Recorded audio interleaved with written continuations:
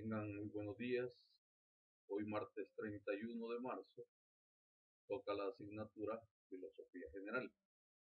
Este día pues vamos a desarrollar el tema que fue encargado al equipo número 6, compuesto por Marcelo Hernán, Marisela Eugenia y Carla Mariela, para que presentaran el ensayo sobre el tema las obligaciones desde el ámbito de la filosofía.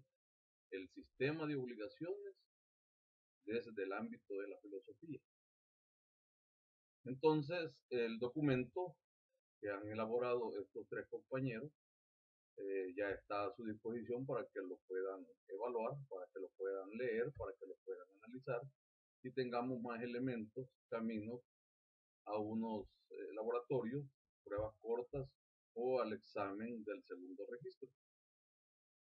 Para comenzar, debo hacer mención de un caso muy especial que me sucedió ayer. Una alumna que ingresó hace 4 años y medio, pues me llama por teléfono y entre las cosas que me dice, me plantea una situación, que es la siguiente. Licenciado, si a mí me tocara que llevar de las materias que ya cursé y aprobé, repetir aún ya aprobada esta materia, yo me decidiría por filosofía general. Me nació la duda y le preguntó por qué filosofía general. Esta materia aburrida, tediosa, cansada, incluyendo quien la da, que soy yo. Entonces, ¿por qué filosofía? Bien, me dice, porque resulta que en aquel entonces, cuando yo llevé filosofía general, la miré como una simple asignatura. No le presté la debida atención, inclusive no sé cómo la pasé, me dice, pero resulta que hoy estoy trabajando en los tribunales de justicia y me doy cuenta la importancia de esta materia. ¿Por qué? Porque la necesito para analizar, para razonar, para mejor fundamentar las resoluciones que me pide el señor juez que le fundamente. Entonces, allá miraba pasajeras las observaciones, las insistencias suyas de que había que leer, que había que analizar, que había que profundizar, que había que hablar con criterio, que habría que tener identidad. Entonces, digamos que hoy me estoy lamentando, me dice, de lo que dejé pasar en aquel momento. Y me acuerdo que usted decía, hemos venido a la universidad para tener una carrera, para formar una carrera. No hemos venido a la universidad para hacer carrera a la carrera y pasar por la universidad corriendo. Cada una de las 50 asignaturas deben ir formando parte del cúmulo de conocimientos, experiencias y prácticas razonadas que nos van a servir en la vida profesional. Entonces me dice, yo no entendía cuando usted decía que había que pulirnos, que había que irnos perfeccionando poco a poco, y hoy estoy sufriendo las consecuencias. Me cuesta cumplir con las exigencias que me hace el juez, debido a los razonamientos que tengo que plantear aún de manera integral en las resoluciones judiciales. Por eso es que me atrevería a cursarla nuevamente, me dice. Pues bien, entonces esto se los estoy transmitiendo a ustedes para que vean que estamos hablando de obligaciones, estamos hablando de responsabilidades, estamos hablando porque las obligaciones no nacen porque el derecho las pida. Las obligaciones naturales o el sistema de obligaciones naturales no nace porque la ciencia jurídica lo establezca. Las obligaciones naturales, por su misma forma nacen en el ser humano. En la medida que el hombre va viviendo, en la medida que el hombre se va relacionando, en la medida que el hombre ingresa a participar en la vida en común con otros semejantes o pares a él, es lógico que aparecen obligaciones, aparecen responsabilidades dentro del plano de las libertades humanas. Entonces, no creo yo que alguien de los que estamos ahorita en la clase haya sido forzado a venir a estudiar ciencia política. No creo que lo haya hecho sin estar consciente. Y si ha sido de manera inconsciente, pues es el momento de que usted dé el salto de calidad y entienda que estamos en una profesión de responsabilidades, primero naturales, humanas, nacidas en la esencia del hombre. Estamos en el cumplimiento de deberes como personas, no como profesionales del derecho primero. Primero como personas, luego como profesionales en cualquier ramo, en este caso en el derecho. Entonces, brevemente he hecho esta introducción para que usted reflexione y veamos qué son las obligaciones. Pues, igual que en la asignatura de introducción al derecho, me voy a valer del diccionario de Guillermo Cabanelas y me voy a permitir leer porque es textual la parte que dice Cabanelas y dice lo siguiente: la obligación es un precepto de inexcusable cumplimiento. O sea, no puede haber excusa para no cumplir en cierta o en cualquiera o en X, Y, Z obligación. No puede haber ninguna excusa cuando hay obligación. Por ejemplo, dice Guillermo Cabanela, como el servicio militar, donde es imperativo que al alcanzar determinada edad y en las condiciones previamente establecidas, deba de cumplirse. También habla Cabanela del deber, o sea, haciendo ver que una obligación es un deber, como la obediencia al superior. O sea, usted no va a aceptar órdenes de su jefe inmediato superior porque el código de trabajo lo establece en su normativa, sino que por una situación de mando, de dirección, de organización y de respeto, una cuestión elemental en la vida. Entonces, dice deber como la obediencia al superior inmediato, al jefe. Es una carga, es una tarea, es una función exigida por la ley. Dice, es el reglamento o naturaleza del estado o situación, como las obligaciones de los cónyuges, que no son objeto en lo fundamental de ningún convenio. Lo que está planteando aquí es que el marido y la mujer no se deben respeto, ayuda en todas las circunstancias de la vida, porque la norma de familia lo dicte ahora, sino que se deben respeto y se deben ayudar en todas las circunstancias de la vida por una esencia natural del ser humano. Igual que dice Cabanela en el caso de las obligaciones que nacen para con los hijos. Entonces, el caso de los hijos, dice,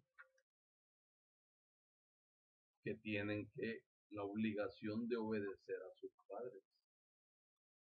Entonces, un niño, desde que nace, va atendiendo las indicaciones, los regaños, la dirección de su padre o madre. Y entonces, pero el niño no sabe nada de derecho. No ha asistido en el vientre materno a una universidad para ser capacitado. Entonces, la misma esencia natural nos va haciendo entender esa vida en el seno familiar, de donde nacen obligaciones, de donde nacen deberes. Luego dice, inclusive, el hecho de darle alimentos a los hijos no es una cuestión por mandato legal. Claro, el mandato o la norma legal está para aquellos necios que no queremos entender por propia esencia o naturaleza humana.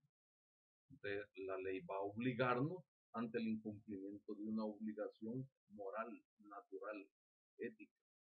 Entonces, la naturaleza humana, dice, se hace solidaria entre los sujetos. La exigencia moral que debe regir la voluntad libre, gratitud o correspondencia hasta un beneficio o ante un beneficio recibido. Discúlpeme que estoy leyendo, pero es textualmente del diccionario de Cabanela. Más estrictamente, sostiene en lo jurídico el vínculo legal, voluntario o de hecho que impone una acción o una omisión. Hay responsabilidades en la vía legal, ya sea porque actúe o porque no actúe, porque omití actuar o porque actúe. Entonces, a eso se está refiriendo. De esto, pues en el inter de la descripción que hace Cabanela del término obligación, pues ahí aparece el término deber. Y en el mismo diccionario de Cabanela dice que es deber. Dice, deber es estar obligado a deudar, estar pendiente el pago de una deuda. Es la prestación de un servicio, es la ejecución de una obra, es el cumplimiento de una obligación en general. Jurídico, es una necesidad moral de una acción u omisión impuesta por la ley, pacto o decisión unilateral irrevocable para servicio o beneficio ajeno y cumplimiento de los fines exigidos por el orden social humano.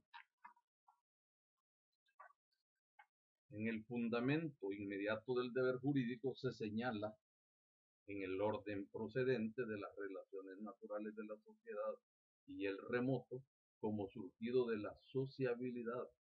Se apoya a sí mismo en la ley positiva o en la natural o en ambas a la vez.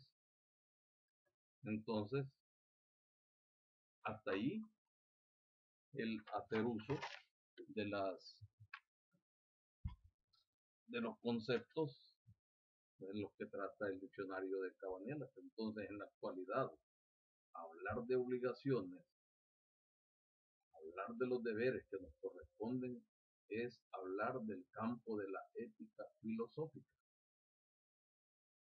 Esto es una lucha bastante impositiva, ya que la mayoría de nosotros rehuye de las obligaciones, debido a que nos creemos muy liberales, o más liberados o libertinos de lo debido, cuando la sociedad, por el contrario, nos va imponiendo más exigencias. Tan es así que la violencia se ha vuelto un constante en nuestra sociedad, aunque con severidad la condenamos, se ha vuelto la violencia de lo más natural. Esto y otros factores que, como la sociedad es la que los produce, es lo que ocasiona una disminución en la práctica de valores, lo cual es exageradamente perjudicial para la moral de una sociedad. Nosotros desde las universidades, desde las instituciones de educación superior, ¿verdad? Debemos insistir con la ética profesional, debemos insistir con la moral, mostrando lo trascendente que es su aplicación en las distintas profesiones. En este caso, el énfasis va especialmente para la profesión del abogado. Por eso se va a insistir en el trayecto de varias asignaturas en la aplicación de códigos de ética, en la responsabilidad social, como parte fundamental en el quehacer de cada uno de nosotros en la sociedad. Para muchos de nosotros, indistintamente seamos alumnos, seamos profesionales del derecho, para muchos esto es una pérdida de tiempo. El reflexionar sobre el comportamiento moral muchas veces se considera innecesario. Ya no hacemos ningún espacio en nuestra vida y podríamos pasar la vida sin ella. Hablar de temas morales se vuelven temas incómodos. Hablar del bien y del mal son temas incómodos. ¿Cómo hacerlo si la certeza o la confianza con la que se vivía antes se ha ido modificando en la actualidad? E incluso con tendencia a desaparecer. Esa certeza, esa confianza perdida son elementos morales, éticos, que hablan bien o mal de una sociedad. Cuando no se cuenta o cuando se van distorsionando, desapareciendo, destruyendo, pues entonces estamos en una sociedad enferma. Pero cuando se cultivan ese tipo de certeza, de confianza, entonces se puede estar en una sociedad que va por un buen camino cultivado de valores. No sé si realmente usted ha escuchado a sus padres, abuelos o personas de su familia arriba de los 50 o 60 años. Ellos dicen, mi palabra es de honor, mi palabra, mis compromisos adquiridos se respetan. Las obligaciones naturales, las propias del ser humano, nacen en razón de compromisos de respeto mutuo. El marido le debe respeto, está obligado a respetar a la mujer, no porque el código de familia lo mande. Ciertamente la norma lo expresa, pero no es por eso que uno debe de cumplir con esa obligación natural, con ese deber. Igualmente, la mujer le debe la misma forma, le debe respeto, está obligado a respetar al marido en la misma forma. ¿Para qué debe de haber esto entre ambos? Para convivir como pareja, para hacer una vida marital. No se debe o no se está obligado a ello porque existe un acta matrimonial, mucho menos si es por un simbolismo como es el anillo de compromiso, el anillo de matrimonio. No es por eso. ¿Cuántas parejas sin estar casadas, sin tener anillo matrimonial, han vivido por años, por muchos años, bajo acciones de respeto mutuo? Usted tiene esos ejemplos en su familia, posiblemente. Y ciertamente han habido problemas económicos, sociales, familiares, diferencias de pensamiento, diferencias de credo, pero no ha pasado o no han habido fallas en esa pareja, no han pasado a distanciarse o a vivir ya de manera separada. Muy diferente es cuántas parejas, estando matrimoniados civil y religiosamente, viven en el mundo de la oscuridad, viven bajo acciones indebidas. No hablemos de derecho, hablemos de acciones humanas. Pues bien, la ética filosófica analiza problemas vistos desde la generalidad. Es inútil acudir a la ética buscando respuesta a lo que debemos hacer o no hacer en situaciones concretas. A pesar de que la ética influye en nuestras decisiones y gran parte de ella se debe a condición moral de cada individuo. Esta se encuentra en constante movimiento aplicada a la convivencia social. Entonces, la ética, la cual no se refiere a objetos muertos o a una racionalidad abstracta y alejada de la realidad ordinaria que todos vivimos, sino que busca analizar problemas prácticos que surgen en relaciones efectivas. Le repito y voy a leer textualmente porque esta es una situación para lo cual debe de atenderse muy bien la ética. La ética, dice, no se refiere a objetos muertos, no se refiere a cosas que no tienen sentido, que no son parte de la vida.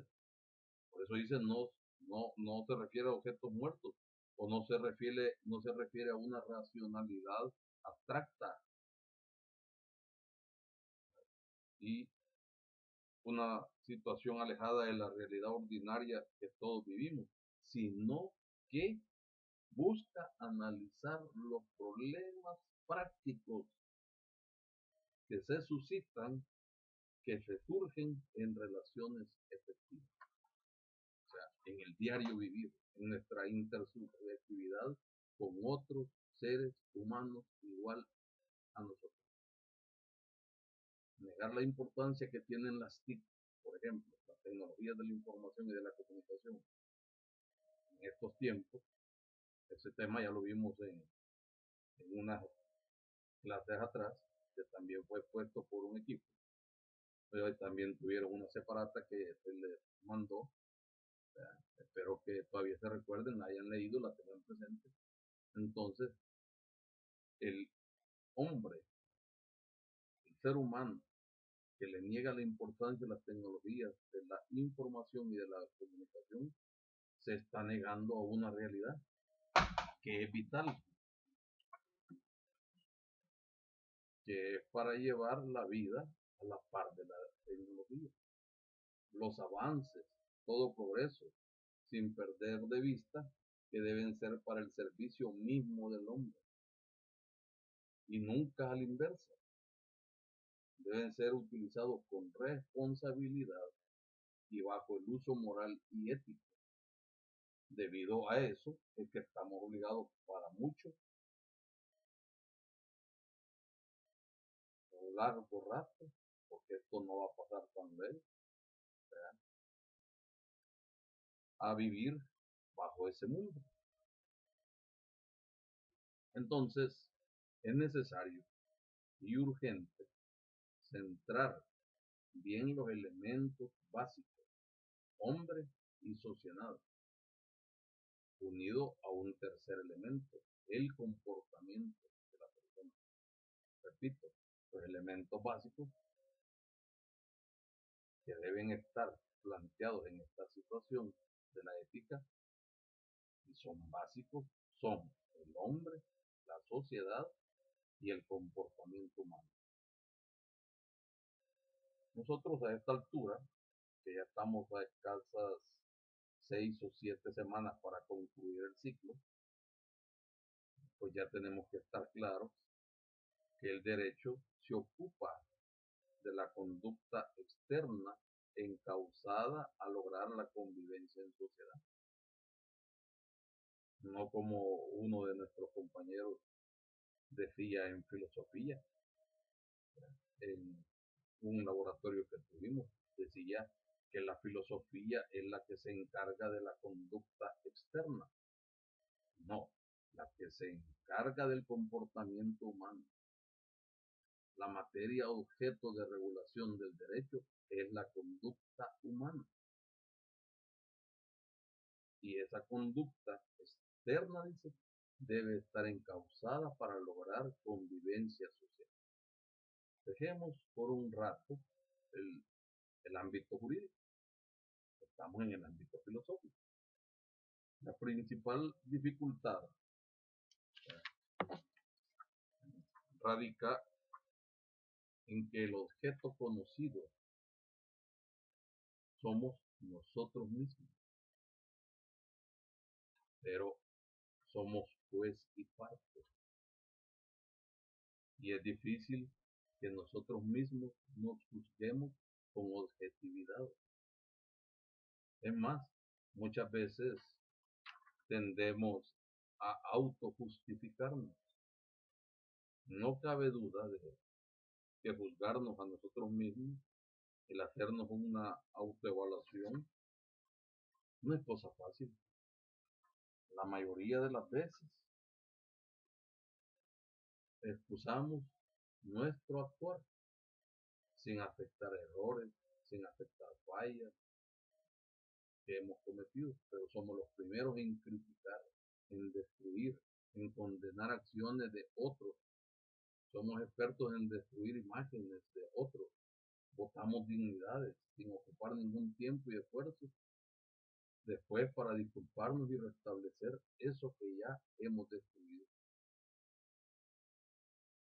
Pues entonces se trata de construir, de procurar toda una cultura de ética en la aplicación del derecho, la que nos va a dar la clave para que nuestros logros sean materiales y tangibles, ya que ambos son de gran importancia para la actualidad y tienen una relación estrecha e incluso de cualquier época o en cualquier época de la vida que nos enfrentemos y nos seguiremos enfrentando con el derecho y la ética, ya que la ética sin el derecho pues no pueden avanzar.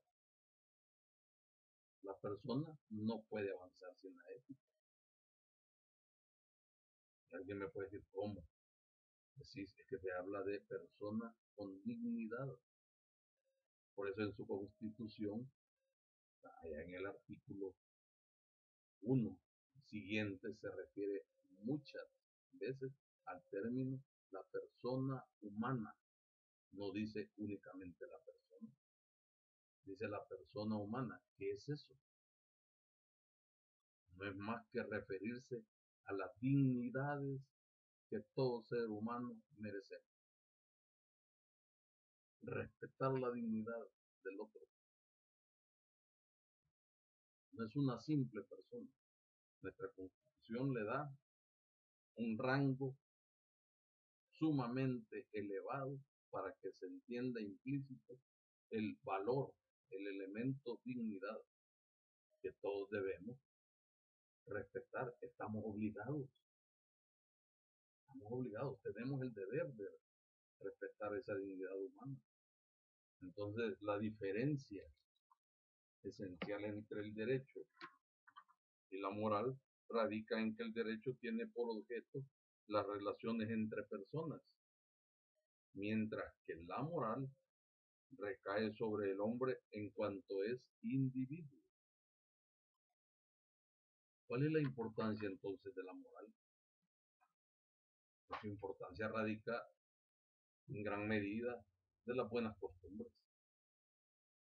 ¿De dónde arranca la moral? De las buenas costumbres, las mismas que son necesarias para lograr vivir éticamente, sin las cuales el ser humano no podría desarrollarse plenamente, dignamente en su contexto social. Entonces, debe establecerse un equilibrio entre justicia y las relaciones y contraprestaciones de los sujetos, de tal manera que exista armonía con dichas relaciones y con su entorno.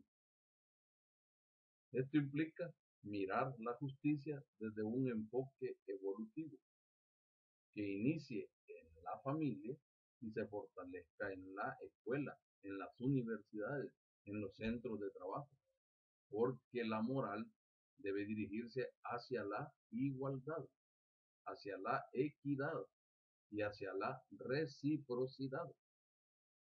Es decir, una construcción de justicia que incluya a todos, que cobre realidad en los actos cotidianos.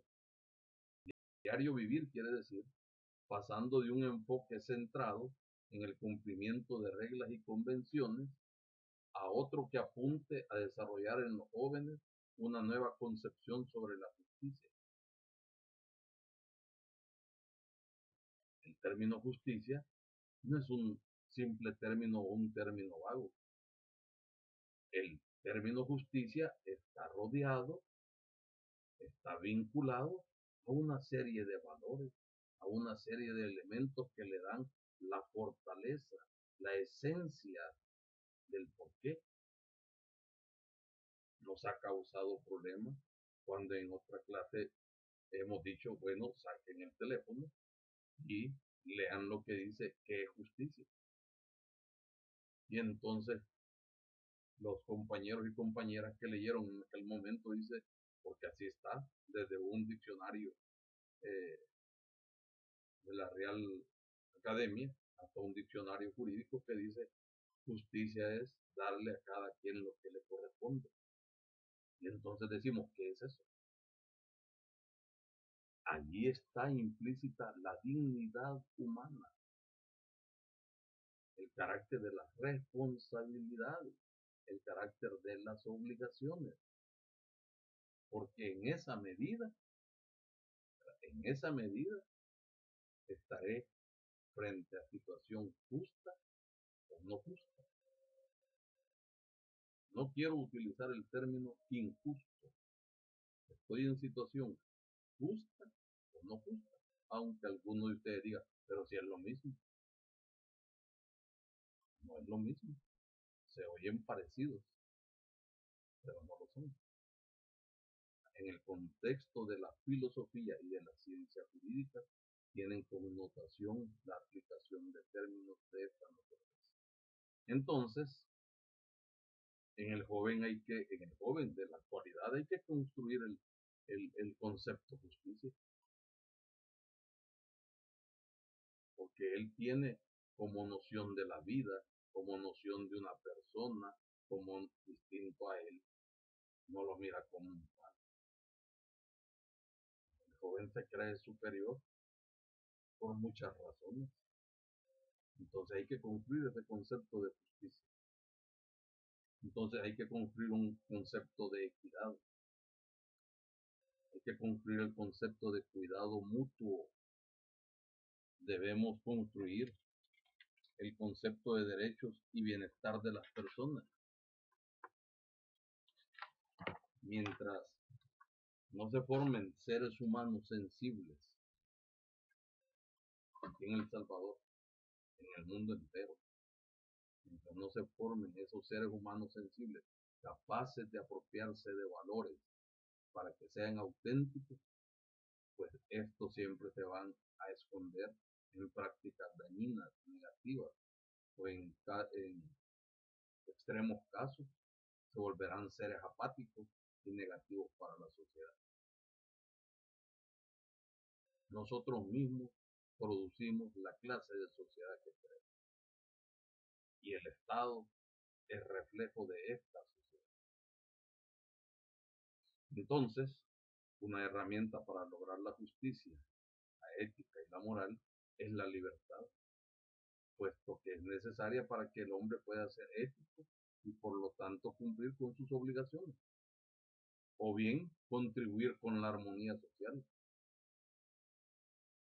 Hay serios obstáculos para lograr esto, y los peores obstáculos son la ignorancia, el miedo, la violencia y la pasión. Repito, estos son factores negativos, ¿ya?,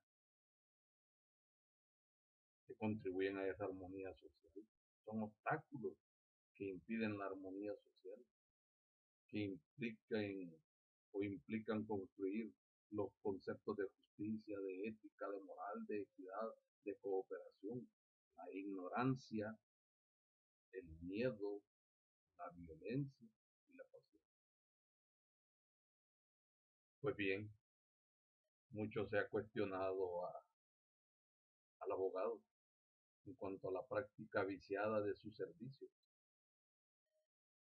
Mucho se ha cuestionado frente a conductas deshonestas que algunos de nuestros colegas, muchos de nuestros colegas han hecho.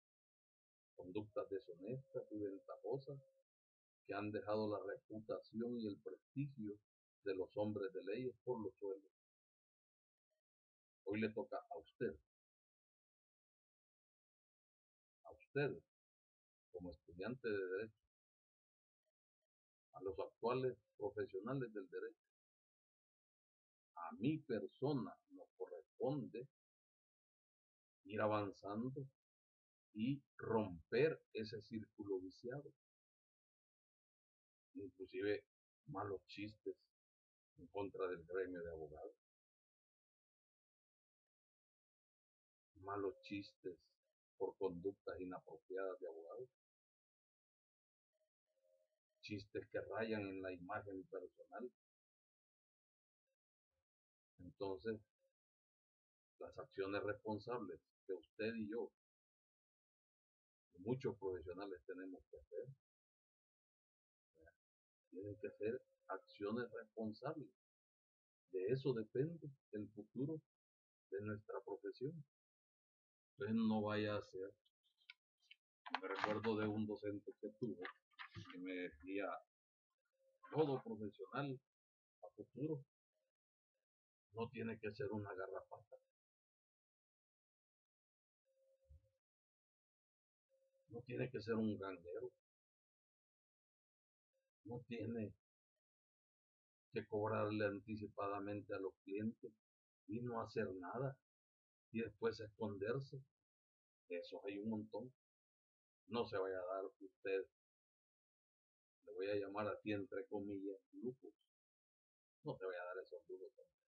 Esta sociedad y la gente que necesita nuestros servicios no merece sinvergüenza.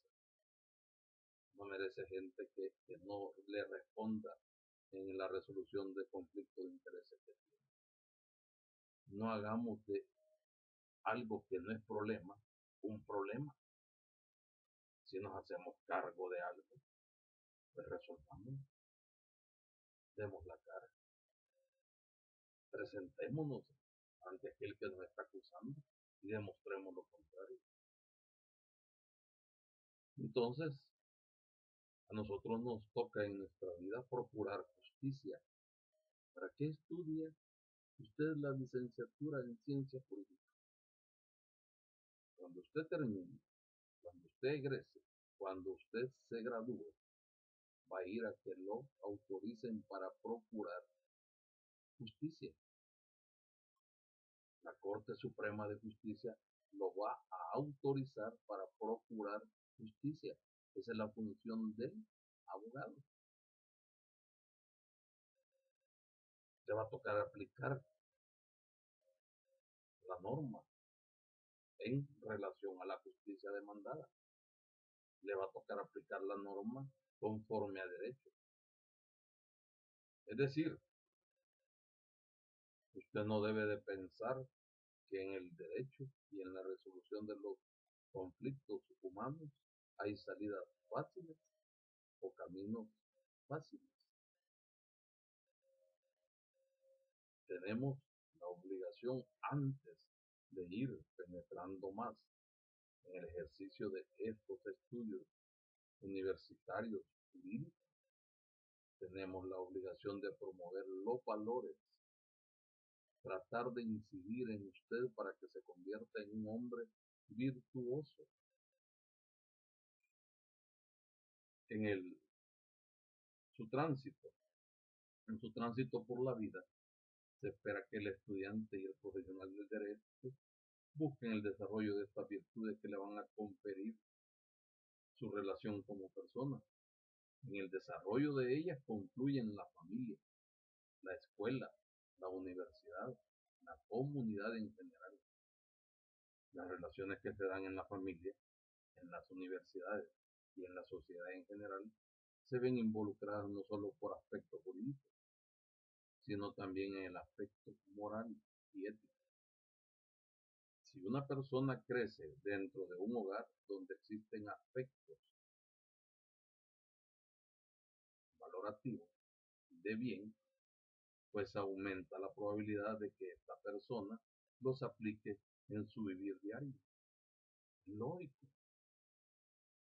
Pues estamos en presencia de que la posibilidad de su desarrollo será más íntegro y la convivencia en sociedad lo hará adoptar más valores.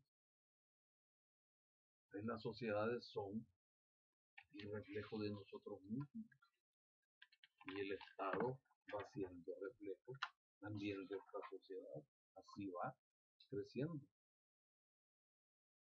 Entonces, de lo anterior dicho, puede concluirse que la filosofía es un saber de mucha utilidad para el derecho. La filosofía es una ciencia, es un saber de mucha utilidad para el derecho. ¿Por qué? Porque permite promover, porque permite estimular, porque permite cuestionar verdades jurídicas ahí donde éstas se dan por supuestas.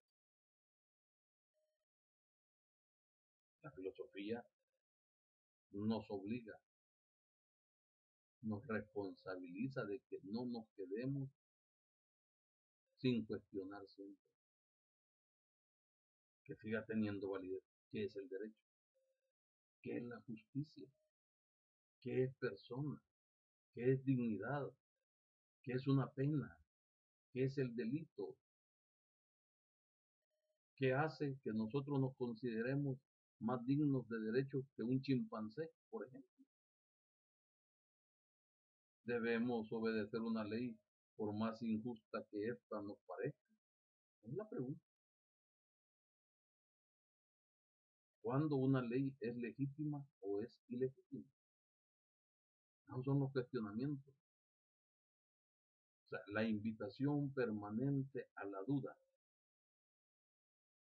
La duda debe ser establecida como un método. Y en la medida que esa duda desaparece, es en la medida en que nosotros somos dueños y construimos verdades. Verdades que son fundamento de nuestra naturaleza humana. Resulta que los abogados damos por sentado, damos por válido todo lo que sabemos respecto del derecho. Vivimos considerando que las cosas están bien como están. Porque eso nos dijeron nuestros docentes, que la ley es la justicia y que la justicia es lo que está contenida en los códigos en forma de ley. O como atinadamente precisa el filósofo y tratadista inglés Ronald Working. Leo también esta parte porque es una afirmación del tratadista inglés Ronald Working. Y dice, los abogados confían mucho en los conceptos relacionados de derecho jurídico y obligación jurídica. Decimos que alguien tiene un derecho y un deber jurídico y tomamos ese enunciado como base firme para presentar demandas e intimaciones. Pero la comprensión que tenemos de tales conceptos es notablemente frágil. Estoy leyendo lo de este autor y nos vemos en dificultades cuando intentamos decir qué son los derechos y las obligaciones jurídicas. Fácilmente, sospechosamente, ¿verdad? No podemos afirmar eso. Decimos que el hecho de que alguien tenga o no una obligación jurídica se determina aplicando el derecho a los hechos particulares de su caso. Pero esta no es una respuesta útil. ¿Por qué? Porque con el concepto de derecho, dice, tenemos las mismas dificultades. Esta es una afirmación un poco amplia de Ronald Working que los invito a que la reflexionen. Vamos pasando en la carrera, vamos pasando una y otra materia y nos damos ya por descontado que sabemos todo lo visto ahí, pero cuando en las futuras materias que vienen les pregunte X, Y o Z docente, vamos a ver, me pueden decir que es justicia. Y entonces ustedes se van a seguir quedando con lo dicho en el diccionario, ese concepto de justicia, y usted va a decir, ay, que el licenciado Alvarenga en la clase de filosofía nos dijo que era eso. No, yo no estoy afirmando que eso es justicia. Lo que he leído son definiciones que aparecen en diccionarios jurídicos, pero eso es relativamente verdad. ¿Cuándo va a ser verdad? ¿Cuándo se va a construir usted esa verdad? en la medida que razone, en la medida que justifique, en la medida que vea los conocimientos con la práctica. Entonces usted va a construir su concepto de justicia, no el de Guillermo Cabanela. Los diccionarios, los tratadistas, los teóricos, solo dan una orientación. Nosotros, los docentes en la ciencia jurídica, vamos dando una orientación y vamos hablando de muchas teorías. A usted como futuro profesional tendrá que decidirse y definirse por una teoría y justificarla. De eso se trata. Entonces, desde el ámbito de la filosofía, lo que sabemos respecto de algo es muy quebrantable. O sea, podemos decir en derecho esto es esto y esto y esto, pero desde el ámbito de la filosofía nos quebramos a la hora de conceptualizar, a la hora de dar razones de ello. Veamos un ejemplo que es válido tomar en este momento. No voy a profundizar en quién es, porque no se trata, la filosofía no se trata de biografías de filósofos, que lo he repetido infinidad de veces en la cátedra. Pero si no lo han leído, vayan a leer, vayan a dedicarle un poquito de tiempo a lo hecho en su vida en uno de sus pasajes muy breves por Sócrates. ¿Qué hizo Sócrates que lo llevó a la muerte? ¿Por qué murió Sócrates? Yo no se lo voy a decir en este momento, porque quiero que vayan a leer.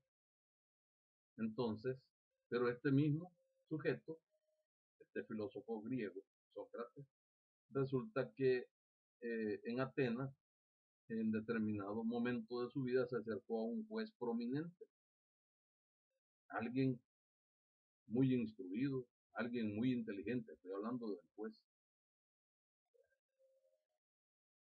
era un magistrado. Y entonces viene Sócrates, consigue entablar una plática con él, y en la plática le hace un interrogatorio filosófico sobre su supuesta pericia y habilidad como juez. Y le pregunta, como estaba acostumbrado Sócrates,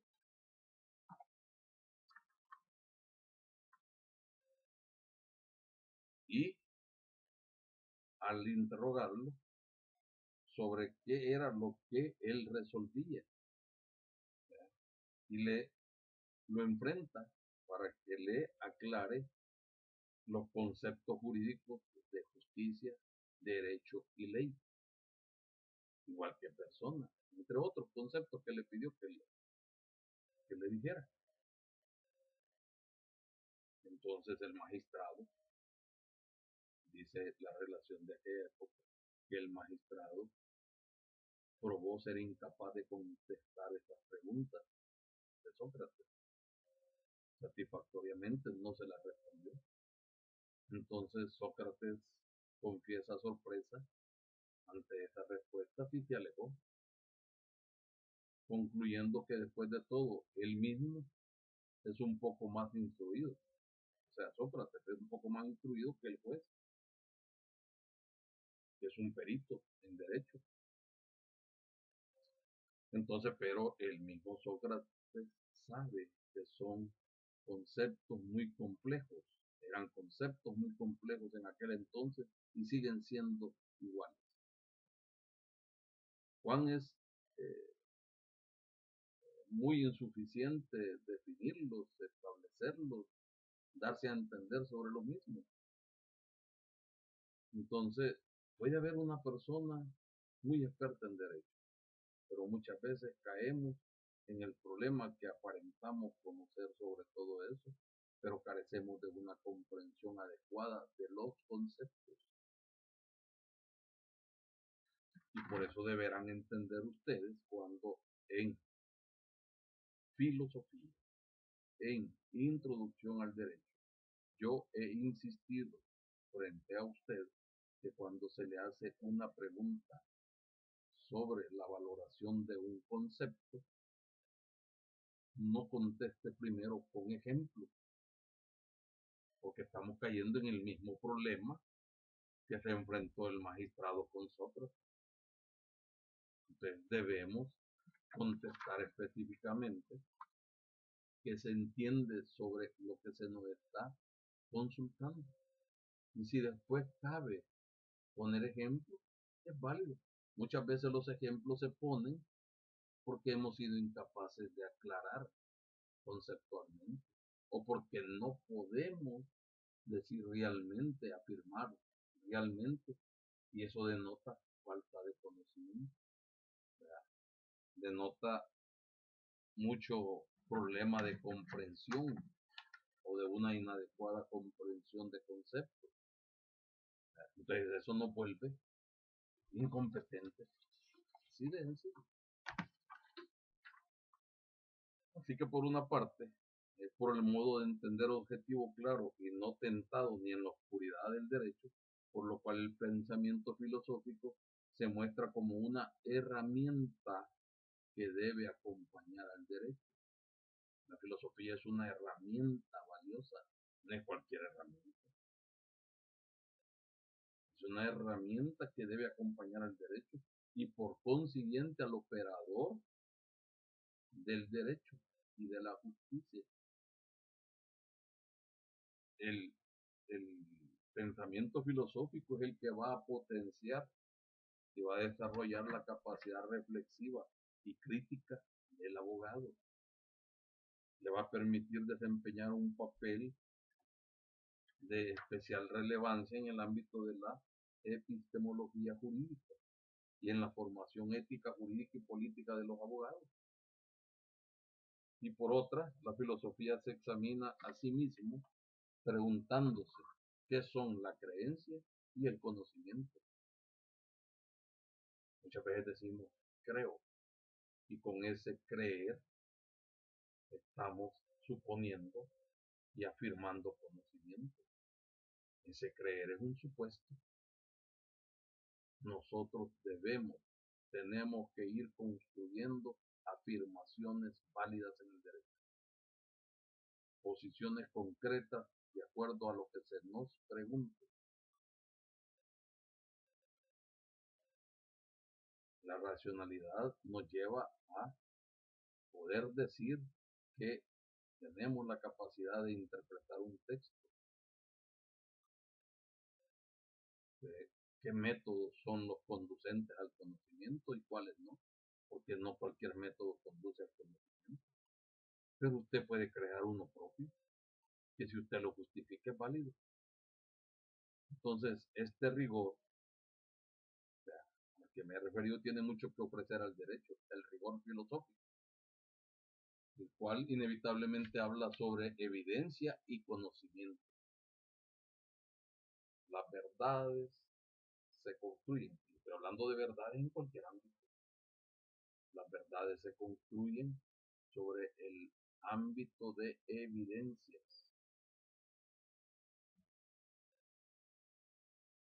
y sobre conocimiento, sobre interpretación, sobre objetividad y sobre la naturaleza de la racionalidad.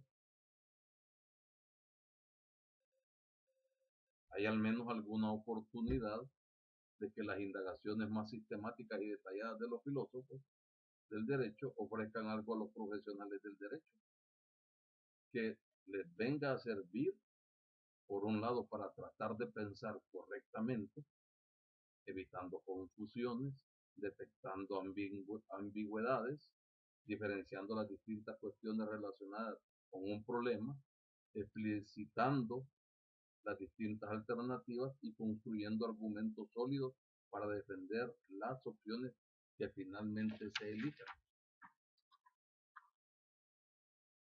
La filosofía le facilitará al abogado una práctica del derecho reflexionado y vivenciado, pues el objetivo de la filosofía es la construcción de un mundo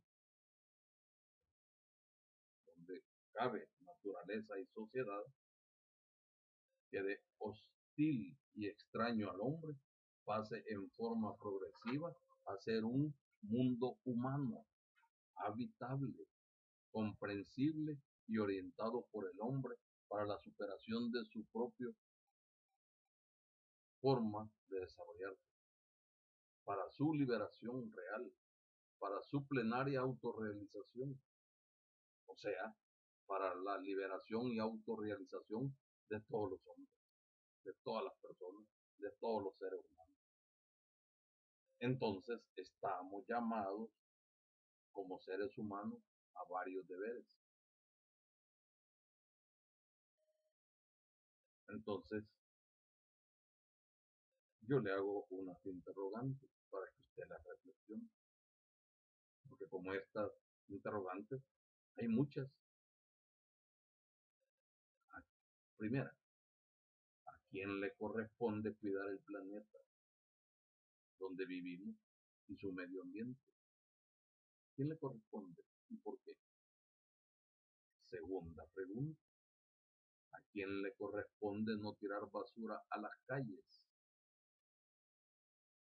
por donde transitamos a diario? ¿A quién le corresponde y por qué?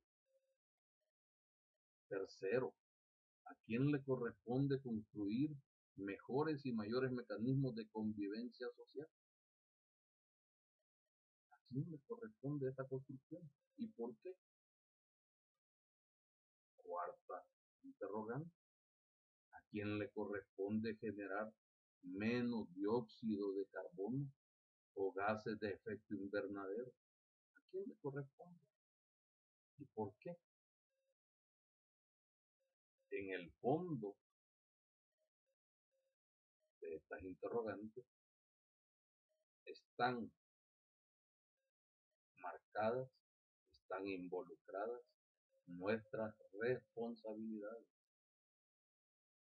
nuestro incumplimiento de deberes naturales, no por mandato de ley, que la norma jurídica hoy las adopte debido a que por naturaleza fuimos, somos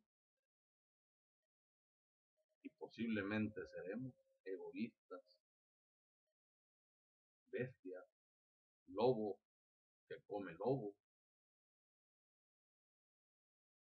y nos estamos encargando de destruir todo lo que por naturaleza humana estamos llamados cada uno de nosotros a construir. Entonces la lista, al igual como le acabo de decir, de todas estas interrogantes, la lista de interrogantes en la filosofía es interminable, donde lógicamente ha estado fallando el cumplimiento de obligaciones o deberes, falta de conciencia social, responsabilidad entre otros para posibilitar un mejor mundo. Eso es lo que ha estado fallando. Entonces, ¿a qué voy a invitar al cierre de esta clase? A que cada uno hagamos nuestra parte. Posiblemente alguien diga, es mínimo. Sí, pero empecemos por lo mínimo para construir un mejor planeta, una mejor sociedad, una mejor familia, una mejor comunidad. Ayudemos con este tipo de acciones de limpieza, de mantenimiento. Estamos pasando por una etapa muy difícil, una amenaza de una enfermedad mundial con consecuencias graves.